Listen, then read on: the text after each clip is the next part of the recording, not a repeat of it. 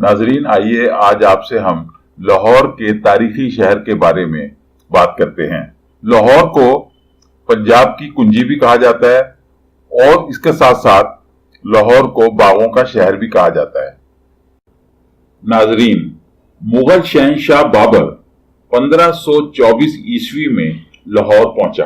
اس کے لاہور پہنچنے سے پیشتر ہی لاہور کو ایک خاص اور اہم حیثیت حاصل تھی۔ لاہور وہ مقام تھا جہاں سے پنجاب کی سونا اگلتی زمینوں کو کنٹرول کیا جاتا تھا۔ مغلوں کے دور حکومت میں لاہور مزید پھولا پھلا اور اس میں بہت ترقی ہوئی۔ اس کی وسعت اور خوبصورتی دونوں میں ہی بہت اضافہ ہوا۔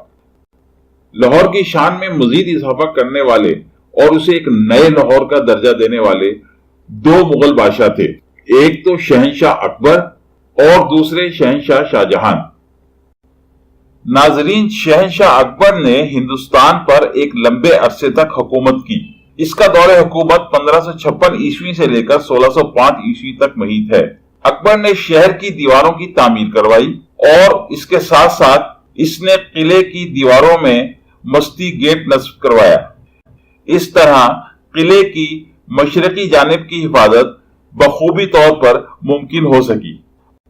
اکبر کے بیٹے جہانگیر نے بھی اپنے باپ کے تعمیراتی کام کو جاری رکھا اور محراب دار چھتوں کی حامل عمارات کا اضافہ کیا۔ وہ فطرت میں دلچسپی رکھتا تھا۔ اس نے قلعے کے دیوان عام کی آرائش اور زیبائش کو سر انجام دیا۔ شاہ جہان، جس نے تاج محل تعمیر کروایا تھا، اس نے لاہور قلعے کا ایک حصہ اپنی ملکہ سے منسوب کیا اور یہ حصہ شیش محل کہلاتا ہے۔ اس کو شیش محل اس لیے بھی کہا جاتا ہے کہ اس کی آرائش اور زیبائش کے لیے شیشے کا بخوبی استعمال کیا گیا تھا۔ شاہ جہان نے بھی اس قلعے میں کئی ایک عمارات تعمیر کروائی تھیں، جن میں دیوان خاص اور موتی مسجد شامل تھیں۔ یہ عمارات سنگ مرمر سے تعمیر کروائی گئی تھیں۔